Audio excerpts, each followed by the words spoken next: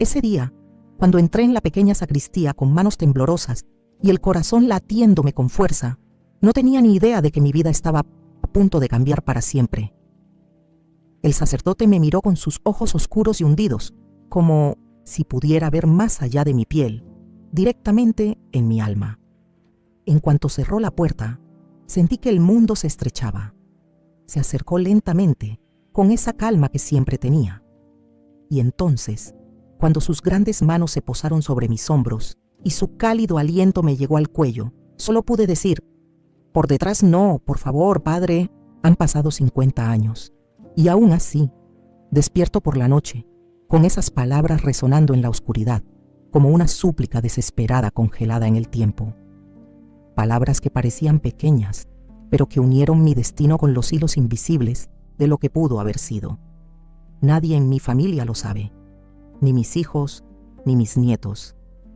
He guardado ese recuerdo como un secreto enterrado en un jardín olvidado, pero uno que aún crece en silencio. Hoy, a punto de cumplir 70 años, decidí contarlo todo. No por mí. Ese tiempo ya pasó, sino por todas las mujeres que también tuvieron que decir no, y fueron ignoradas, silenciadas, incrédulas. Pero antes de contarles todo lo que pasó, asegúrense de darle me gusta y comentar abajo dónde están escuchando. Quiero saber hacia dónde va mi historia. Mi historia comienza en 1972, en un pequeño pueblo. Tenía 19 años, cabello oscuro, mirada ingenua y un inmenso deseo de encontrar algo más grande que yo. Sentí el llamado de Dios y en tres: casarme con un chico del pueblo, como querían mis padres, o seguir mi vocación, elegí esto último. Entré al convento con la valentía de quien se lanza a un río sin saber nadar. En aquel entonces, creía que entregar mi vida a la fe me haría plena. Mis padres lloraron el día que me afeité la cabeza y me puse el hábito. Decían que era demasiado hermosa para esconderme del mundo, pero yo no creía estar escondiéndome. Sentía que por fin me revelaba. Me llamaban Isabelita, y con ese nombre firmé el libro de entrada del convento de las Hermanas de la Misericordia. Al principio, todo parecía sagrado: el aroma de las velas encendidas, los suaves cantos que resonaban en los gruesos muros de la capilla, el frío de las primeras horas de la mañana en los pasillos de piedra. Mi celda era pequeña, con una cama de madera, un crucifijo en la pared y una pequeña ventana desde la que podía ver los árboles danzar al viento. Todo era nuevo, puro, sencillo. Las oraciones, las tareas, las penitencias. Fue entonces cuando 2 meses después de mi llegada, llegó al pueblo el nuevo párroco. Su nombre era Padre Tomás. Reemplazó al anciano Padre Felipe, quien había fallecido mientras dormía tras más de 40 años de servicio a la comunidad. El Padre Felipe era un hombre delgado, de voz suave, con manos que temblaban al sostener el cáliz. Era querido por todos. Parecía un abuelo para los recién llegados como yo. Pero Padre Tomás era lo opuesto. Tenía poco más de 30 años, voz firme y mirada directa, alto, de hombros anchos y una presencia imponente. Cuando subió al altar, la iglesia quedó en silencio. No por la liturgia, sino por el impacto. Sus homilías cautivaron a las devotas mujeres, que lloraron, temblaron y dieron gracias. Decían que era un mensajero moderno que revitalizaría la fe del pueblo. Los demás novicios, sobre todo los más jóvenes, suspiraban por él en los pasillos. Reían entre dientes y se sonrojaban al pasar, excepto yo. Desde el primer vistazo, algo en él me dio escalofríos. Era como si hubiera una sombra tras esa intensa luz que todos veían. No era algo que pudiera demostrar, era solo una intuición, que me corroía en silencio. Intenté apartar esos pensamientos. Es el diablo intentando sembrar la duda, pensé, pero no podía ignorar cómo me miraba cuando creía que nadie lo veía, ni cómo siempre se acercaba más de lo necesario. Un día, después de la misa vespertina, me llamó para que le ayudara a arreglar los ornamentos en la sacristía. Fui, como era mi deber, y fue allí, en ese lugar sagrado, con el aroma a incienso aún presente en el aire, que sentí que se me erizaba la piel. Cerró la puerta lentamente, mirándome a los ojos. «Isabelita», dijo en voz baja, como guardando un secreto. Tienes algo diferente, algo especial.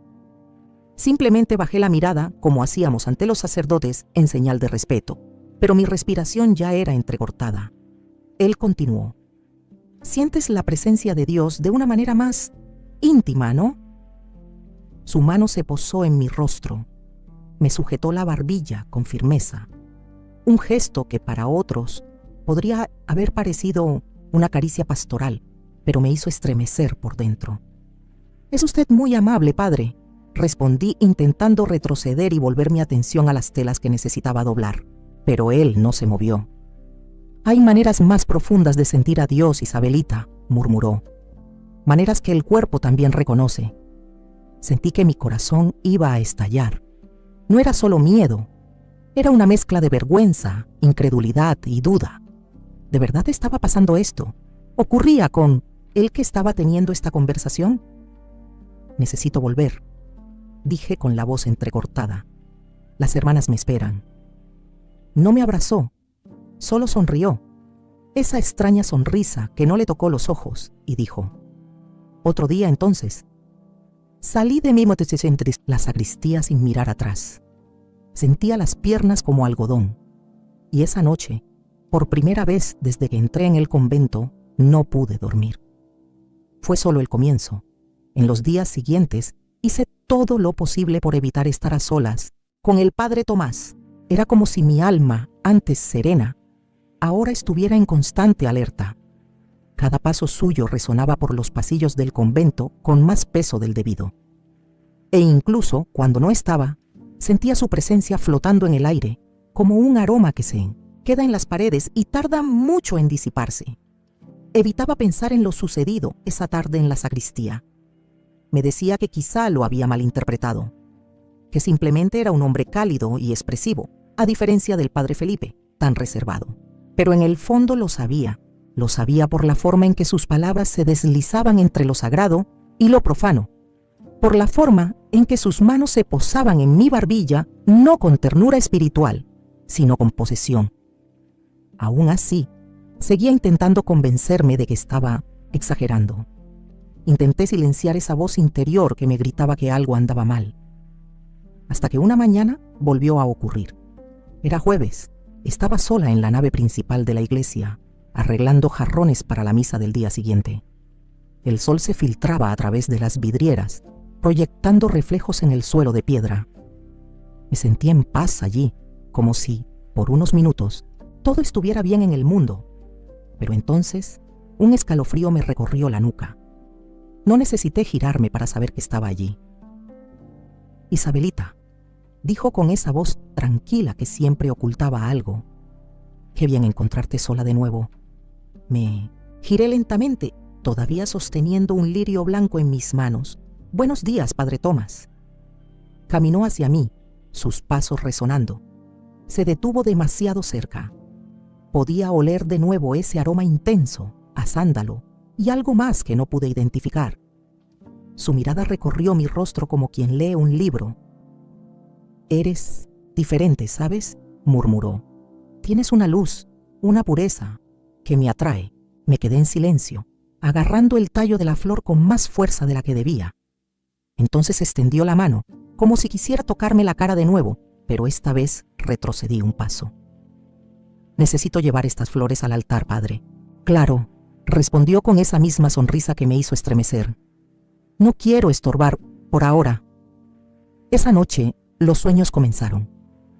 Al principio, solo eran imágenes borrosas. Yo en la iglesia, sola, arrodillada. Su presencia acercándose por detrás, una ligera caricia en mis hombros, una voz susurrando palabras que no entendía. Y entonces, mientras la oscuridad parecía engullirme por completo, dije: «Por detrás, no, por favor». Me despertaba asustado, con el corazón acelerado y la boca seca, pero intentaba ignorarlo. Me decía que era solo un reflejo del miedo, que necesitaba rezar más, mantener la fe. Pero los sueños volvían, noche tras noche, cada vez más vívidos, cada vez más reales. Empecé a evitar dormir. Rezaba el rosario completo 3 veces antes de acostarme. Leía las escrituras hasta que se me cansaban los ojos, pero cuando la fatiga me vencía, Allí estaba de nuevo, arrodillada en la iglesia, con él detrás de mí. Una mañana, mientras tomábamos café, la hermana Dolores, que compartía el dormitorio contiguo al mío, me miró con preocupación. ¿Estás bien, Isabelita? Te oí llorar anoche. Negué con la cabeza, intentando sonreír. Fue solo una pesadilla, hermana. Pero ella continuó mirándome con ojos que sabían más de lo que decían. Dijiste que no varias veces. Y el nombre del sacerdote también. Siente cómo se te hiela la sangre. Las otras hermanas me miraron, algunas con compasión, otras con recelo. Me levanté apresuradamente con el estómago revuelto. Disculpe, necesito orar un poco. Corrí al pequeño jardín interior, donde cultivábamos hierbas y flores para el altar. Me senté en un banco de piedra, intentando controlar la respiración. Las palabras de Dolores resonaban como campanas en mi cabeza. ¿Me estaban juzgando? ¿Todos? Me estaba volviendo loca. En mi pueblo, mi abuela solía decir que los sueños recurrentes son mensajes del cielo. Cuando el mismo sueño regresa, es Dios intentando hablar, decía. Es algo que ya sucedió o algo que aún está por suceder, pero siempre es una advertencia. Empecé a creer que era verdad. La semana siguiente, hice todo lo posible por estar con él. Ayudé a las demás hermanas con tareas que no eran de mi responsabilidad, solo para no estar sola ni un segundo. Pero aún así, lo logró. Siempre encontraba la manera de acercarse. Una vez me llamó para llevar un mensaje a la casa parroquial. Dijo que era urgente. Fui con el corazón en un puño, pero llevé a otra hermana conmigo, alegando que la caja de libros que había pedido era pesada. Lo ocultó, pero vi su frustración cuando se dio cuenta de que no estábamos solos.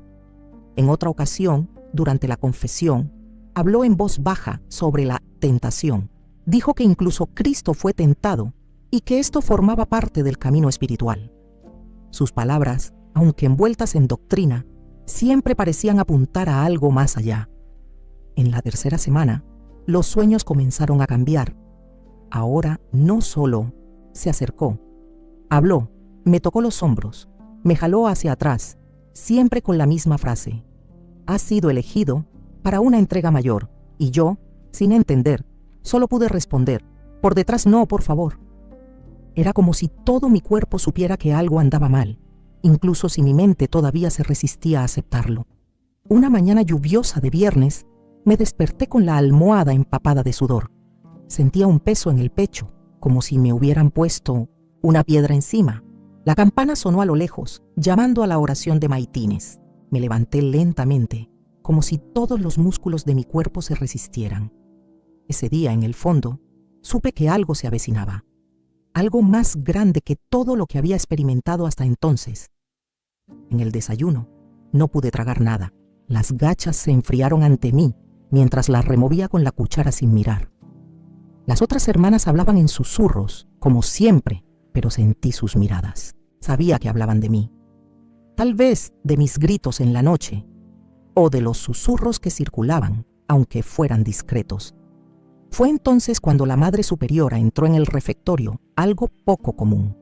Caminó directamente hacia mí, con la mirada seria y la voz firme. Hermana Isabelita, el Padre Tomás quiere verla en la iglesia. Ahora. Se me revolvió el estómago. Sus palabras parecían un eco de mis pesadillas. Intenté preguntarle por qué, pero ya se había dado la vuelta. Sentí que el mundo me daba vueltas por un instante. Me sudaban las manos. Quería decirle que no podía, que no estaba bien, pero no abría la boca. Me levanté como si fuera camino al matadero. Salí del convento y crucé el pequeño patio, envuelto en la niebla matutina. La humedad impregnaba el aire y mis huesos. La brisa fría atravesaba el velo como si nada. Cada paso era un peso, cada respiración una lucha. La iglesia estaba en silencio cuando entré. Las velas parpadeantes del altar proyectaban sombras en las paredes. El aroma a incienso aún flotaba en el aire, mezclado con el de la cera derretida. Automáticamente me santigué y avancé a paso lento. Isabelita. La voz venía de atrás, como en un sueño. Me giré bruscamente. Allí estaba, de pie junto a la puerta lateral que daba al patio trasero de la iglesia. Le faltaba el alzacuellos. Llevaba el pelo un poco revuelto. Una leve sonrisa se dibujaba en sus labios, pero sus ojos no sonreían. La madre dijo que querías hablar conmigo. Sí, respondió. Necesito tu ayuda con algo especial. Me quedé quieto, esperando que dijera qué era. Acompáñame. Hay una vieja capilla detrás de la iglesia, escondida entre los árboles. La descubrí por casualidad hace unos días. Hay algo ahí que necesito mostrarte. Una imagen muy especial. Una Virgen de los Dolores. Dicen que llora de verdad. Mi corazón se aceleró. Cada palabra suya resonaba en mis sueños. La capilla antigua, la imagen milagrosa, el ven conmigo. Me quedé sin aliento por un momento. Padre, no sé si pueda... Es importante, interrumpió extendiendo la mano. Quiero rezar contigo allí, solo los dos. Esto era el momento, el instante exacto con el que tantas veces había soñado. Se me secó la garganta. Todo mi cuerpo decía que no, aunque mi mente estaba confusa. Atrás, empecé con voz débil. Atrás no, por favor. Se detuvo. Su rostro cambió. La sonrisa se desvaneció. La mirada se endureció. Se hizo un silencio denso, como si hasta los ángeles hubieran contenido la respiración. ¿Qué dijiste? Yo no puedo ir, padre. Lo siento. ¿Por qué? No me siento bien, mentí, luchando contra el pánico. Creo que tengo fiebre. Necesito volver al convento. Se quedó allí mirándome fijamente durante varios segundos. Entonces, como si algo se hubiera roto en su interior, dejó escapar un suave suspiro y dio un paso atrás. Entiendo. Pero el tono de su voz era diferente. Había algo más allí. Algo que me asustó más que cualquier otra cosa que hubiera experimentado. Hice una ligera reverencia, como de costumbre, y retrocedí hacia la salida. No le quité la vista de encima ni un segundo. Solo le di la espalda al llegar a la puerta, y entonces corrí. Corrí como si me fuera la vida en ello, y quizá así fuera.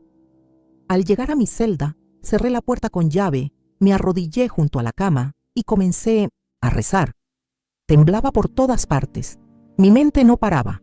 Todo lo que había soñado, cada detalle, se repetía ante mis ojos. Esa noche, una tormenta azotó el pueblo. Los relámpagos iluminaron el cielo como fuegos apocalípticos. La lluvia golpeaba las ventanas con tanta fuerza que parecía querer entrar. A medianoche, un sonido rompió el silencio, la campana de la iglesia. No el suave repique que anunciaba la misa. Era la llamada de emergencia. Un repique frenético, como si alguien pidiera ayuda.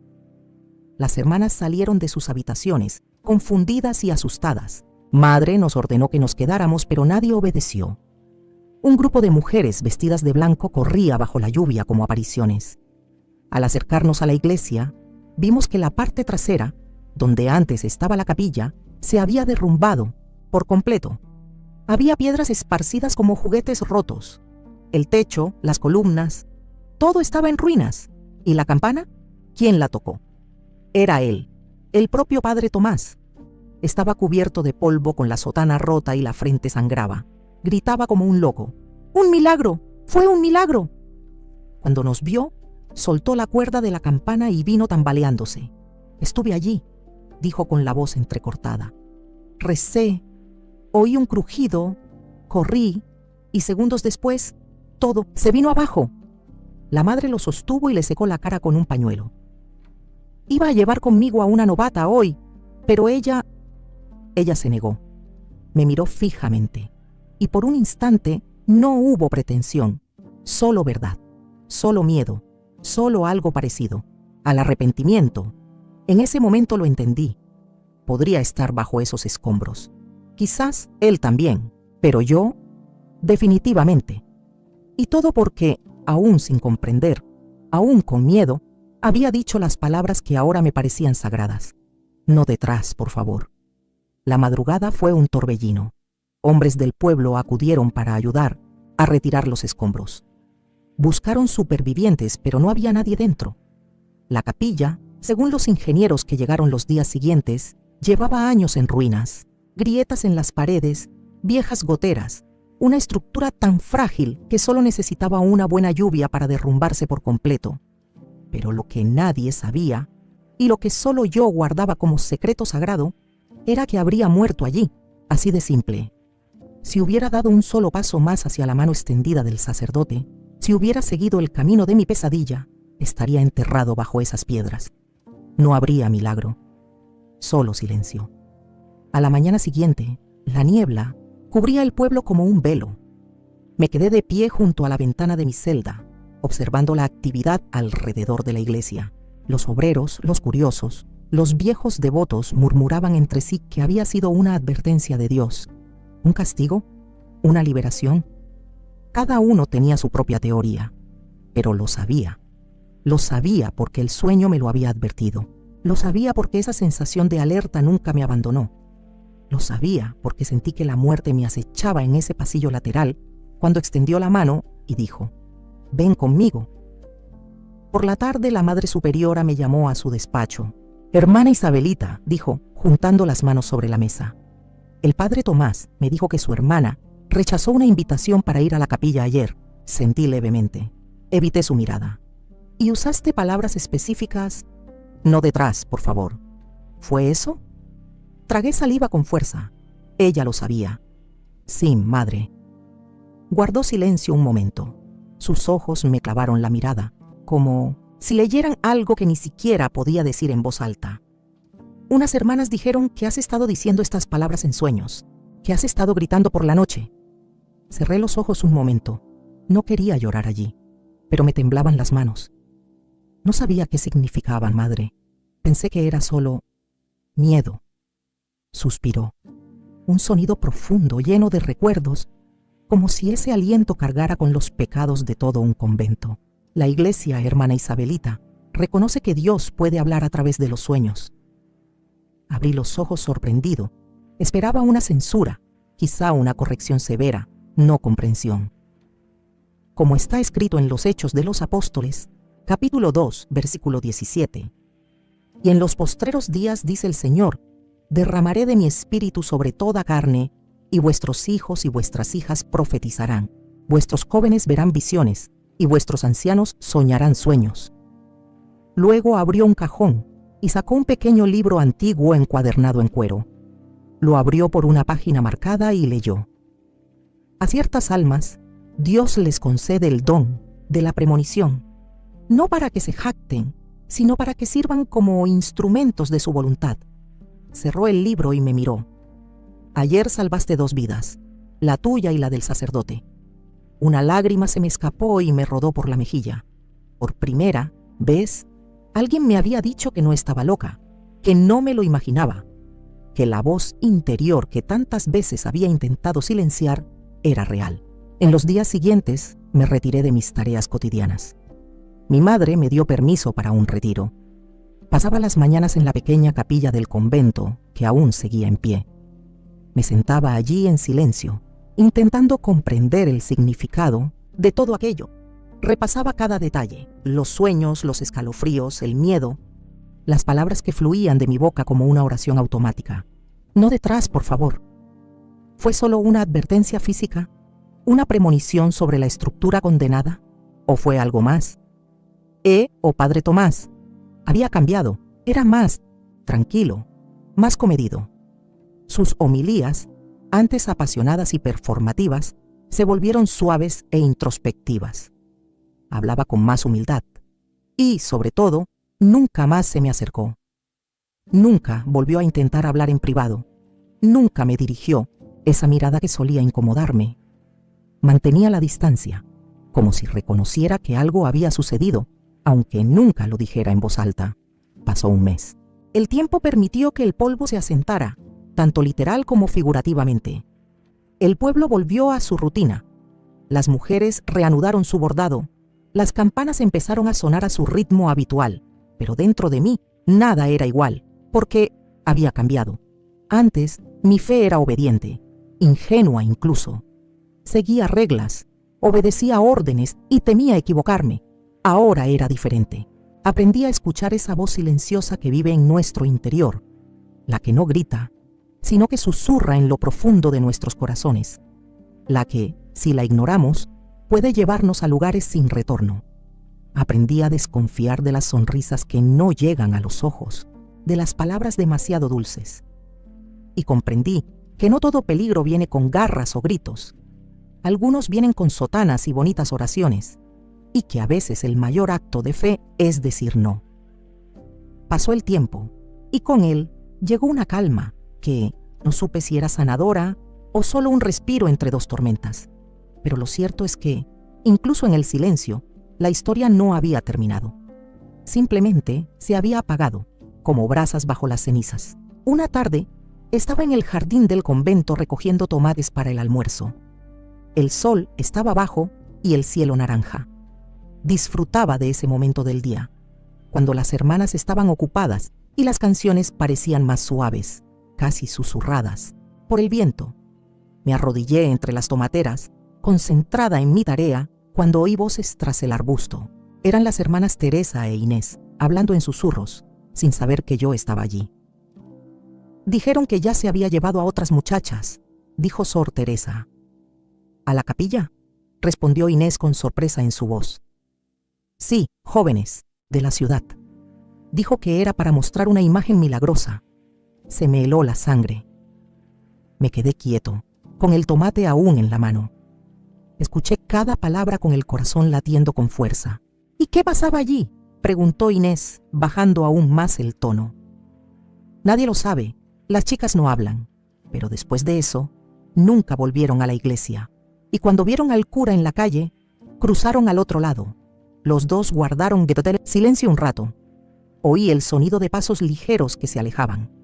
Solo entonces recuperé la respiración. Esas palabras me persiguieron durante los siguientes días. Ya había salido con otras chicas. Nunca volverían. ¿Qué significaba eso? No sabía si lo creía. No quería creerlo. Pero algo dentro de mí me decía que era cierto. Y explicaba tantas cosas: la insistencia del sacerdote, su facilidad para envolver a la gente con palabras dulces, la necesidad de que estuviéramos solos. Unos días después, participamos en una iniciativa del convento, repartir canastas de alimentos a familias de la región. Era algo que me encantaba hacer. Me gustaba mirar a la gente a los ojos. Me gustaba sentir que incluso con poco estaba marcando la diferencia. Fue allí donde conocí a Lupita, una chica delgada de 17 años, con grandes ojos marrones y el pelo recogido en una trenza desordenada. Se acercó lentamente, sosteniendo el periódico para la cesta. ¿Eres la hermana Isabelita? Sí, respondí sonriendo. Ella miró a su alrededor como si tuviera miedo de ser vista, y luego se acercó. ¿Puedo hacerte una pregunta? Por supuesto, querida mía. ¿Es cierto que tuviste un sueño sobre la capilla que se cayó? Me quedé en silencio, sorprendido. ¿Cómo se había propagado? ¿Quién te dijo eso? Todo el mundo habla. Dicen que sabías que algo iba a pasar. Por eso no fuiste. Quise negarlo. Quise cambiar de tema. Pero su mirada, esa mirada contenía algo que reconocí. Miedo y esperanza mezclados. Es cierto, sí, admití finalmente. Tuve sueños. Sueños que me advertían que no fuera allí. Lupita cerró los ojos un instante, como si recibiera una confirmación largamente esperada. Al abrirlos, estaban llenos de lágrimas. Una vez me invitó, dijo casi en un susurro. Dijo que quería mostrarme una imagen que realmente lloraba, una virgen especial. Mi cuerpo se quedó helado, las mismas palabras, el mismo método. ¿Fuiste? No, no sé por qué. Algo dentro de mí me decía que era mejor no ir. Me inventé que mi madre me esperaba en casa. Dejé escapar un suspiro que ni siquiera me había dado cuenta que estaba conteniendo. Lo hiciste muy bien, Lupita. Muy bien, de verdad. Ella se mordió el labio, luchando por contener las lágrimas. Pero otros sí. Y desde entonces han cambiado. Algunos han desaparecido de la iglesia. Otros guardan silencio. Cuando ven al sacerdote se esconden. Se me cerró la garganta. Se me formó un nudo pesado. ¿Por qué me cuentas esto ahora?, pregunté. Porque cuando me enteré de tu sueño, de lo que hiciste, Supe que no, estaba loca, que mi miedo era real, que mi intuición no era un pecado. Toqué su hombro sintiendo que las palabras serían insuficientes. A veces Dios nos habla de maneras que nadie entiende, Lupita, y el corazón de una mujer siente lo que sus ojos no pueden ver. Ella asintió y se despidió. Él se fue con la canasta en brazos y un peso menos en el corazón. Pero mi peso solo aumentó. En los días siguientes surgieron otras historias, rumores, susurros, fragmentos, chicas que habían sido invitadas, algunas que se habían ido. Ninguna habló de lo que sucedió dentro, pero todas habían cambiado. Algunas abandonaron el pueblo, otras evitaron la iglesia para siempre. La pregunta que me rondaba la cabeza era, ¿qué estaba pasando en esa capilla? Nunca lo sabré, y quizás sea mejor así, pero sabía lo suficiente. Sabía que había escapado, que me habían perdonado, que mis palabras, aquellas que llegaron, en un susurro desesperado. No detrás, por favor. Eran más que un no. Eran un escudo, un grito divino. A medida que pasaban los meses, lo ocurrido en aquella capilla parecía seguir cerniéndose sobre nosotros.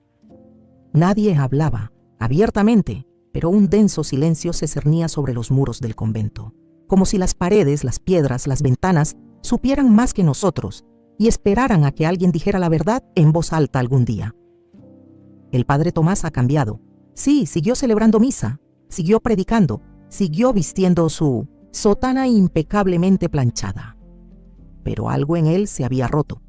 Sus ojos ya no brillaban como antes, su porte ya no era orgulloso. Caminaba como si cargara con más peso del que debía, y quizá así fuera. No solo culpa, sino la certeza de que alguien lo había visto. Y ese alguien era yo. Después de mi conversación con Lupita, comencé a observarlo con más atención. Vi cómo evitaba el contacto visual con las jóvenes del pueblo, cómo bajaba el tono de voz al hablar con ellas, cómo parecía caminar más despacio al pasar junto a las novicias. Había una vergüenza contenida en él, un intento de desaparecer en el silencio. Nunca más me llamó para hablar, nunca más intentó acercarse.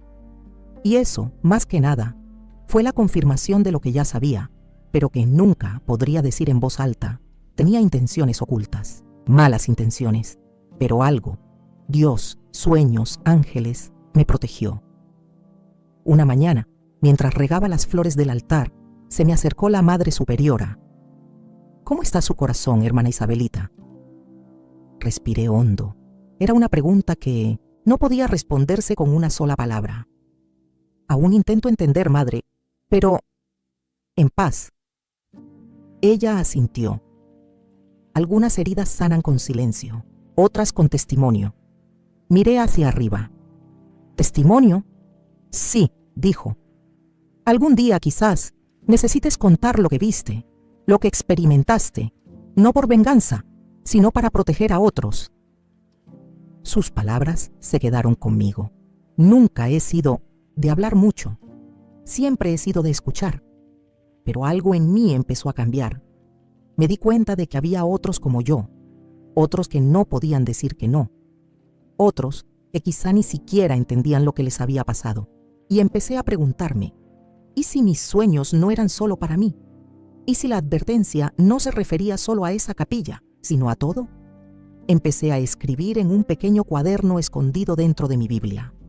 Anoté todo lo que recordaba de mis sueños, de los días previos al colapso, de las palabras del sacerdote, de las miradas en mis ojos, como un diario silencioso de lo que nadie quería decir en voz alta.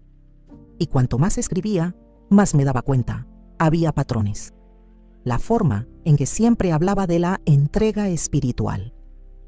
Las preguntas sobre el cuerpo, el tacto disfrazado de guía, el aislamiento. Todo era premeditado. Todo era una trampa disfrazada de fe. Me dolió admitirlo, pero tenía que hacerlo. Un día, mientras barría el patio, vi a la Madre Superiora hablando con dos hombres trajeados. Mantuve la distancia, pero algo me decía que no era una visita cualquiera. Esa noche, una de las hermanas me dijo que el obispo de la diócesis había sido informado del derrumbe y que estaban evaluando discretamente la conducta del padre Tomás. No me citaron a declarar. Y, sinceramente, me sentí aliviada. No sé si habría tenido la fuerza en ese momento. Todavía no. Pero algo sucedió unos días después. Durante la homilía de la misa dominical, subió al púlpito, miró a la congregación y dijo: a veces Dios nos quiebra, no para destruirnos, sino para que renazcamos de otra manera, quizás con más humildad, quizás con más veracidad. Habló lentamente, casi como si estuviera confesando. Me libré de la muerte, todos lo saben, pero lo que pocos saben es que ese día no merecía la vida. Las monjas se miraron entre sí, algunas fruncieron el ceño. Agradezco a la hermana que me dijo que no, que escuchó la voz de Dios antes que yo, y luego me miró directamente, sentado en la segunda fila a la izquierda. El silencio en aquella iglesia era tan profundo que se podía oír el sonido de Notre Dame, la vela ardiendo en el altar. Que sea digno del perdón, que sea digno de una segunda oportunidad. Después de eso, era solo cuestión de tiempo. La semana siguiente llegó la noticia. El padre Tomás sería trasladado. Iría a un retiro, un tiempo fuera. Por razones de salud espiritual, dijeron, pero quienes sabían leer entre líneas lo entendieron. Antes de irse, pidió hablar, conmigo. Me resistí, pero la monja dijo que podría ser importante, así que fui. Nos encontramos en la sacristía, el mismo lugar donde empezó todo. Gracias, dijo con la mirada baja, por decir que no, por confiar en tus sentimientos, por no seguirme. Me quedé en silencio. Estaba perdido, continuó, pero tú me impediste ahondar más. Nunca quise lastimar a nadie, hermana, pero sé que fallé y sé que no puedo deshacerlo. Dios lo sabe, respondí, y si hay arrepentimiento, hay un camino. Él asintió, y por primera vez vi lágrimas en sus ojos. Se despidió con un breve gesto y se fue. Nunca lo volví a ver. La partida del padre Tomás trajo un nuevo silencio al convento, un silencio distinto al habitual en la vida religiosa. Era más profundo, casi melancólico, como si todos, de alguna manera, supieran que se había evitado algo grave, pero nadie supiera exactamente cómo definir lo sucedido. Yo también me quedé en silencio, pero lo que una vez fue un silencio de miedo, ahora era un silencio de transformación. En los meses siguientes me dediqué a tareas con mayor presencia. Cocinar, barrer, cuidar el jardín, todo parecía tener más sentido. Rezaba con más intensidad. Pero mi fe había cambiado. Ya no era una fe infantil, obediente y ciega. Era una fe madurada por el dolor, por la intuición, al enfrentar la oscuridad incluso en los lugares más sagrados. Empecé a observar a las demás hermanas con más atención. Me di cuenta de que muchas de ellas también albergaban miedos no expresados, historias silenciadas, miradas fáciles de apartar, y comprendí que no era la única que presentía el peligro. Discretamente comencé a hablar con algunos de ellos, no para acusar ni para reavivar viejas heridas, sino para escuchar. Y lo que oí me dejó una huella imborrable. La hermana Clara, por ejemplo, había llegado al convento 4 años antes que yo. Siempre callada, siempre impecable en sus tareas. Un día, mientras lavábamos juntas los manteles del altar, dijo, sin mirarme: a veces el silencio protege, pero a veces mata desde dentro. No dije nada, pero ella continuó. Yo también dije que no, pero no con palabras.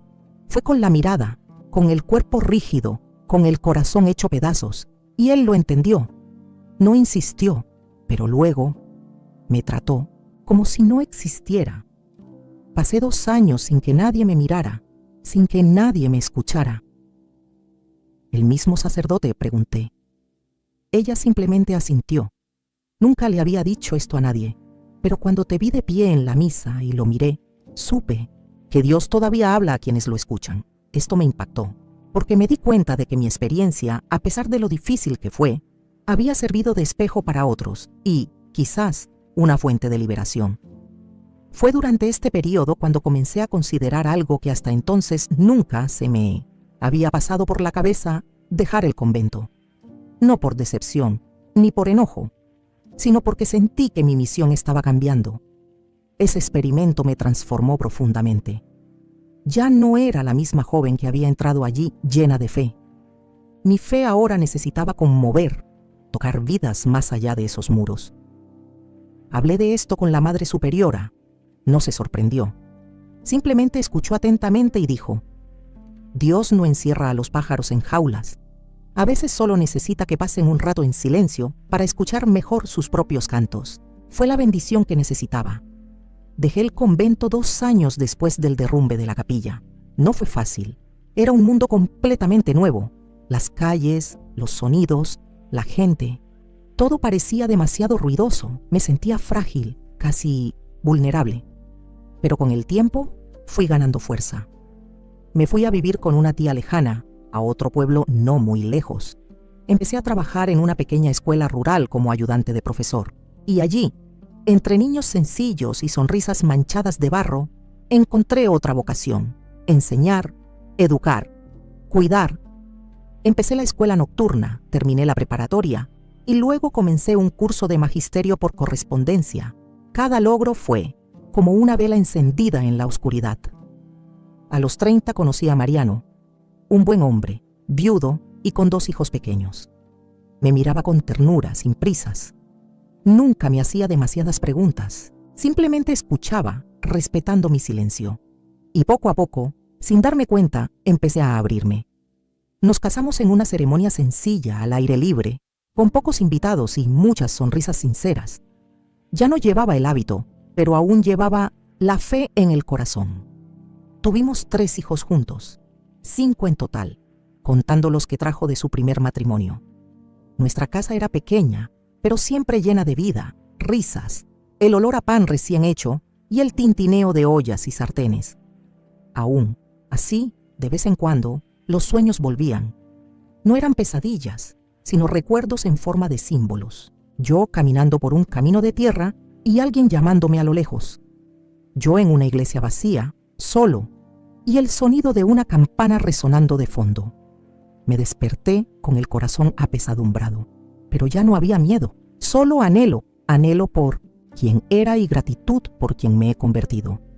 Porque, a pesar de todo, la vida fue generosa conmigo y nunca dejé de creer, ni por un segundo. Los años pasaron como hojas arrastradas por el viento. Sin darme cuenta, ya era madre, abuela. Ella ya tenía cicatrices en las manos y arrugas alrededor de los ojos.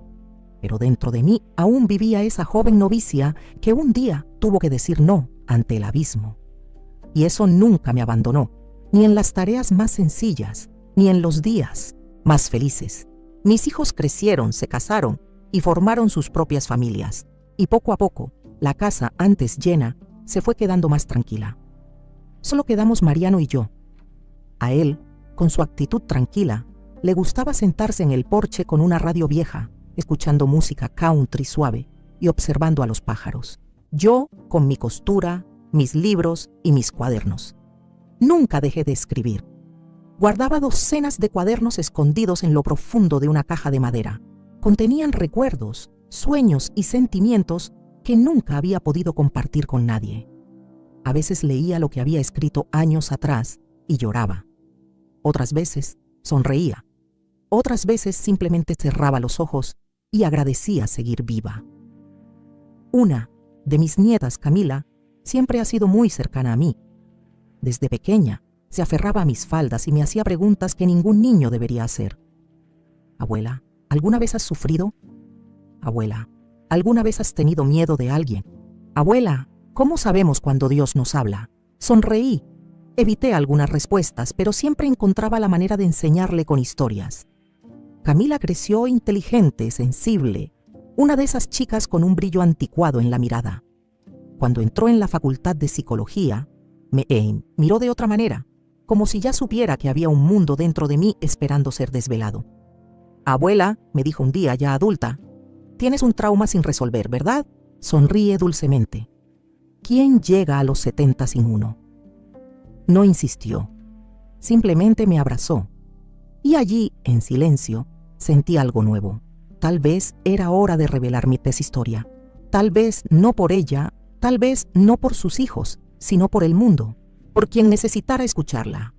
Por alguna joven que, como yo, Un día se dejaría guiar por la fe y confundir por el poder. Empecé a organizar mis cuadernos. Reescribí partes. Recordé detalles. Algunos recuerdos volvieron con fuerza, otros se difuminaron con el tiempo. Pero las palabras que me salvaron permanecieron claras como si las hubiera pronunciado ayer. No detrás, por favor. Simple, pero poderoso. Siempre me he preguntado, ¿y si no hubiera dicho nada? ¿Y si hubiera seguido al sacerdote a esa capilla? ¿Y si las paredes se hubieran derrumbado conmigo dentro? ¿Y si nunca hubiera despertado de las pesadillas? ¿Y si hubiera silenciado esa intuición que me quemaba por dentro? Estas son preguntas que nunca tendrán respuesta, pero quizá no sea necesario. La vida me ha enseñado que algunas cosas no se pueden explicar, hay que sentirlas, y que a menudo lo sagrado se manifiesta en lo más profundo de nuestros instintos. Dios no habla solo a través de las escrituras, ni solo a través de sacerdotes o altares. A veces habla con un escalofrío, en un sueño recurrente, en un no que parece frágil, pero que mueve montañas. Y aprendí a escuchar. A los 68 años, me invitaron a dar una charla en una escuela sobre empoderamiento femenino. Me sorprendió. ¿Yo? ¿Una mujer del campo que nunca terminó la secundaria? Pero acepté. Camila me animó. Cuenta tu historia, abuela, a tu manera. No tienes idea de cuánto poder tienes. Y entonces le conté. No todo, pero lo esencial. Hablé de la intuición, la fe y la importancia de escuchar al alma. De cómo incluso dentro de la iglesia hay sombras. Y de cómo se necesita valentía para discernir la luz aparente de la verdadera. Al final, una joven se me acercó con lágrimas en los ojos. No dijo nada, simplemente me abrazó. Y en ese abrazo entendí que mi historia ya no era solo mía. Esa charla fue un punto de inflexión para mí. Regresé a casa con el corazón ligero, como si hubiera abierto una puerta que había mantenido cerrada durante tanto tiempo. Y lo que más me sorprendió fue la respuesta. Días después, recibí notas, cartas y mensajes de mi nieta. Los jóvenes me agradecieron, las mujeres compartieron sus propias historias, las niñas dijeron que habían encontrado valor con solo escuchar mi voz. Fue entonces cuando me di cuenta de que mi misión no había terminado. Dios no me salvó ese día en la capilla solo para que pudiera seguir viviendo en silencio. Me salvó para que pudiera contarlo, para que pudiera dar testimonio, para que mi dolor sirviera de escudo para otros. Empecé a escribir mi verdadera historia, ya no en cuadernos ocultos, sino en hojas organizadas con principio, desarrollo y desenlace. Camila me ayudaba a escribir, pues con la edad mis dedos empezaban a temblar de vez en cuando. Nos sentamos juntas en el porche, ella con el cuaderno en el regazo y yo dictando. Pero, abuela, ¿de verdad quieres contarlo todo? ¿Incluso lo del cura? Dudé, pero luego respondí, sí, porque fue entonces cuando todo cambió. Y si oculto esa parte, es como ocultar el milagro. Ella asintió y sus ojos se llenaron de lágrimas. Y así nació el primer borrador de lo que sería mi libro, un libro sencillo, sin pretensiones literarias, pero lleno de verdad, lleno de alma. Lo titulé como Lo que me salvó. No detrás, por favor. Publicamos de forma independiente. Camila creó un perfil en redes sociales y empezó a compartir. Al principio, pensé que era un desastre, pero a los pocos meses empezaron a llegar mensajes de personas de todo el país. Mujeres de todas las edades dijeron que habían llorado, que se sintieron vistas y que por primera vez comprendieron que la incomodidad que sentían ante ciertas figuras no era culpa suya. Fue emocionante y al mismo tiempo aterrador, porque me di cuenta de cuánto aún vivimos en silencio, cuánto aún nos enseñan a obedecer antes de cuestionar, a sonreír antes de decir basta, a callar para preservar la paz ajena mientras la nuestra se desmorona por dentro. Pero para mí ese tiempo ya pasó. Ahora hablo yo. Hablo porque envejecer me ha liberado, porque ya no necesito complacer a nadie, porque ya no temo ser juzgada, porque ya no soporto ver a otras chicas pasar por lo que yo pasé y pensar que están solas. Hablo porque aquel día en la sacristía era solo una joven frágil, con la mirada baja y una fe ciega. Pero hoy Soy una mujer completa, con la frente en alto y una fe consciente. Y cuanto más hablaba, más me daba cuenta de que mi historia no era la excepción. Era un espejo, era un eco. Muchos se acercaron a mí después de las charlas. Algunos simplemente lloraron y se fueron. Otros compartieron secretos que habían guardado durante décadas. Una vez, una mujer de casi 80 años me abrazó y me dijo: necesitaba escucharte para que me perdonaras por lo que pasé a los 16 años. Y ahí entendí una vez más. No se trataba de mí, se trataba de todos nosotros. Mariano, mi compañero de tantos años, dijo con orgullo: mi Isabelita se hizo escritora. ¿Quién lo hubiera dicho? Solo me di la vuelta porque me sujetaste la mano cuando mis piernas cedieron. Se rió, meneó la cabeza y volvió a su radio. Nuestro amor era así, simple, verdadero. Nunca me responsabilizó del pasado, nunca cuestionó las heridas que no mostré. Simplemente estaba ahí. Eso también sanaba. A estas alturas de mi vida, me doy cuenta de que no quiero fama ni reconocimiento. Solo quiero que una mujer en algún lugar escuche mi historia y piense: yo también puedo decir que no. O incluso, no fue mi culpa. Porque durante mucho tiempo pensé que lo era. Pensé que tal vez había provocado, malinterpretado, exagerado. Que el sacerdote simplemente era demasiado intenso. Que mis sueños eran inventados. Que mi voz era demasiado débil para ser escuchada. Pero no fue así. Y si mi voz pudo salvarme, puede ayudar a otros también. Tras la publicación del libro, mi vida adquirió un nuevo ritmo. Aunque vivía en el mismo lugar, con los mismos muebles viejos y el mismo aroma a café filtrado, sentí que mi corazón había encontrado un nuevo camino. Desperté diferente. Me sentí parte de algo más grande. Como si, al contar mi historia, hubiera encontrado un propósito que siempre había estado ahí, pero que solo podía ver en el reflejo del dolor. Camila, mi nieta, siguió ayudándome con todo. Creó un pequeño club de lectura para las mujeres del pueblo. ¿Y adivinen cuál fue el primer libro que leyeron? Sí, Mía. Ver a esas mujeres sencillas, muchas de ellas mis vecinas durante décadas, sentadas en círculo con mi librito en sus regazos, debatiendo, llorando, riendo e identificándose unas con otras. Fue una de las experiencias más poderosas de mi vida. Nunca le conté esto a nadie, dijo uno.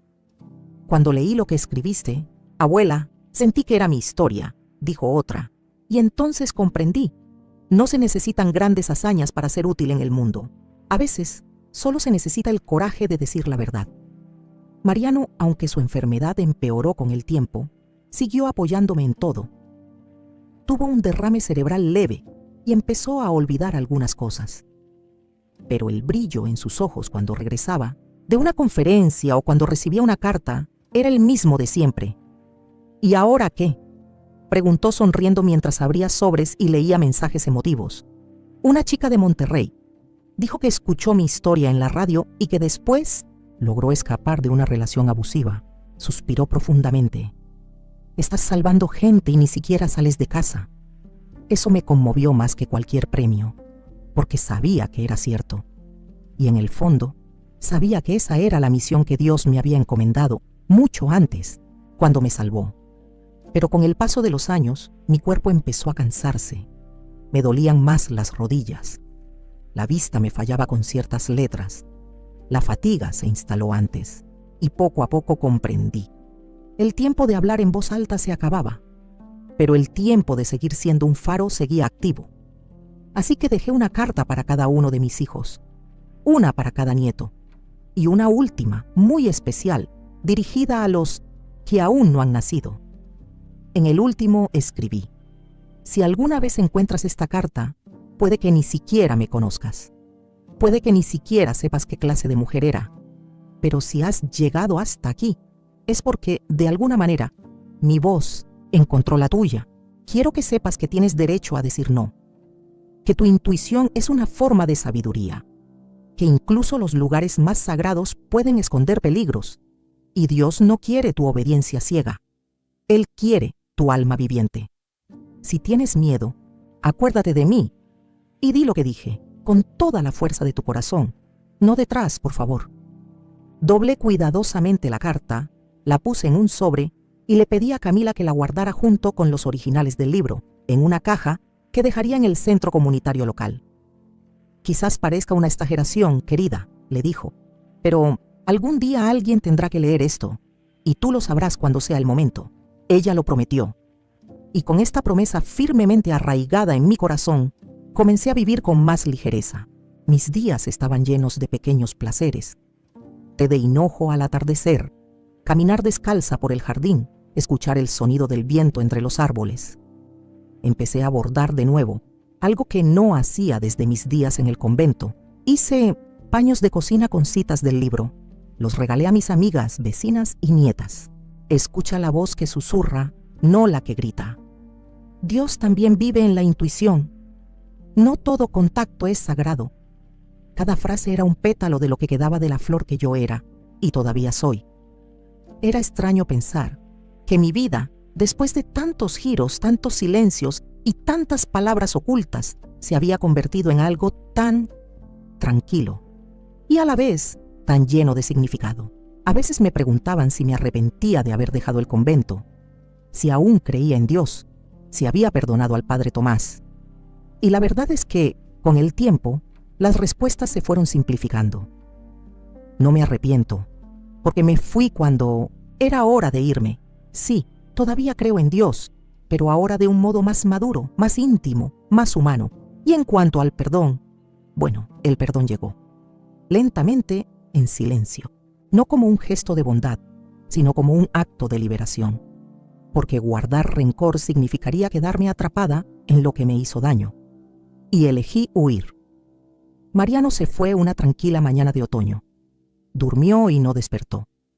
La radio seguía sonando suavemente junto a la cama y sostenía uno de mis paños de cocina con la frase: «La luz entra por las grietas». Era un dolor sereno, como un río que ya sabe dónde fluir.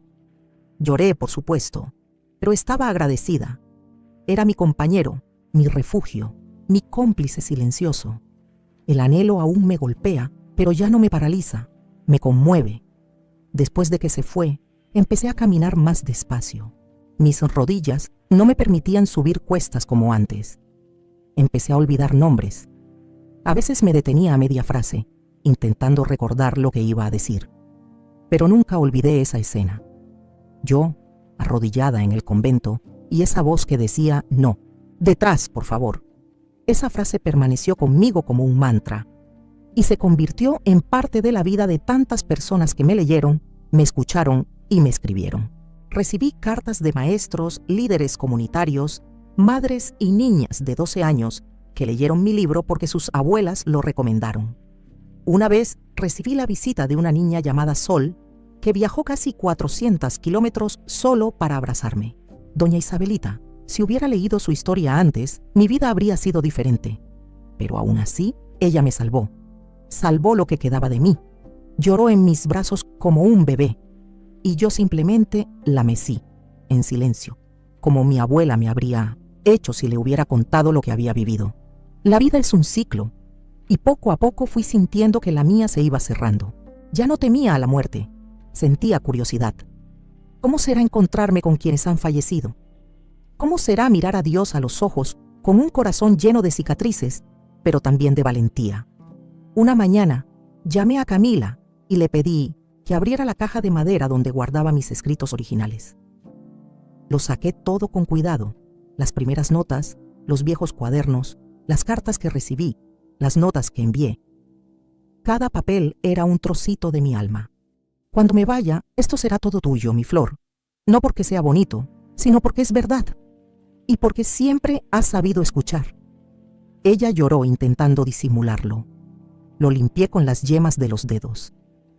¿Crees que tendré sueños como los tuyos? Creo que ya lo hiciste. Solo necesitas aprender a confiar en ellos. Esa noche dormí más ligeramente y soñé.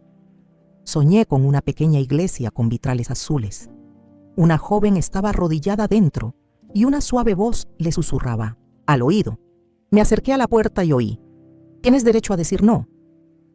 Desperté sonriendo, como si, por primera vez, hubiera completado un ciclo, como si esa joven de mis sueños fuera yo. años atrás, o alguien más en algún lugar, guiada por algo que había dejado escrito en el mundo. Y entonces comprendí, incluso cuando ya no esté, mi voz seguirá resonando. En los libros, en las conversaciones, en los bordados colgados en cocinas sencillas, en las decisiones de las mujeres que un día tendrán que elegir entre el silencio y el grito. Y tal vez, en algún lugar, alguno de ellos diga suavemente: no detrás, por favor. El cuerpo con el tiempo pide silencio. Y aprendí a respetar este llamado. Pasé mis últimos años con más calma, más contemplación.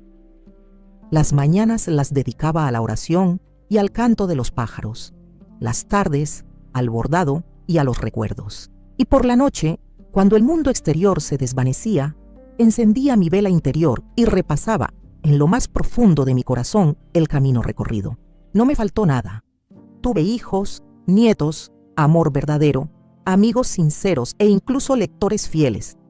Me escucharon, me acogieron, me leyeron y me recordaron.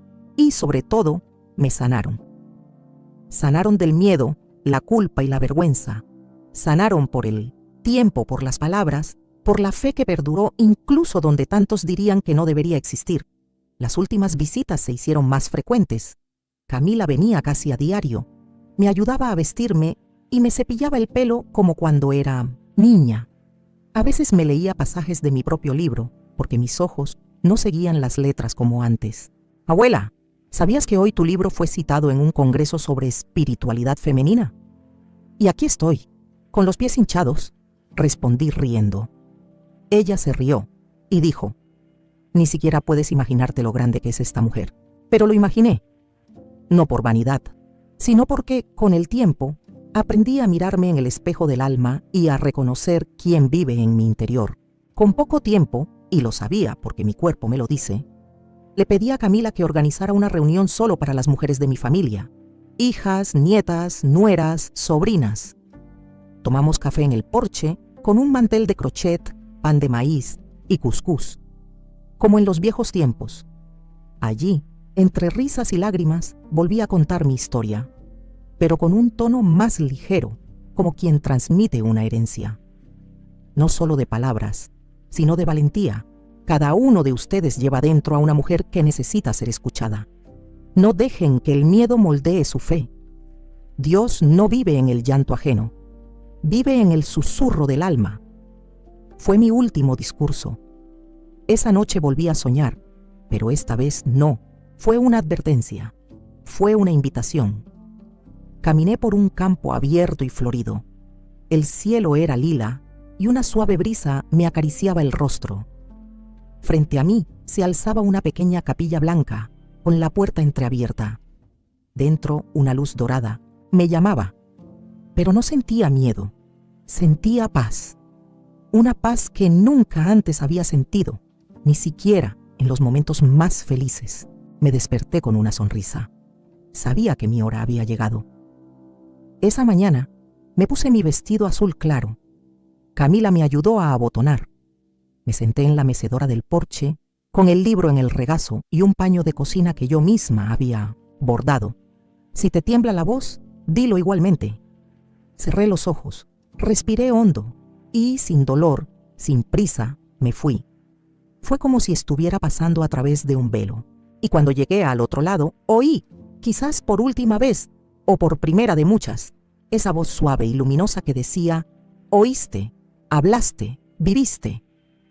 Dejé una historia, pero más que eso, dejé un camino, para que otras mujeres, aunque tengan miedo, puedan decir con firmeza: no detrás, por favor.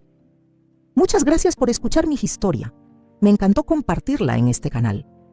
Cuéntenme qué les pareció en los comentarios. ¿Qué harían si estuvieran en mi lugar? No olviden darle a me gusta y suscribirse para ver más historias como la mía.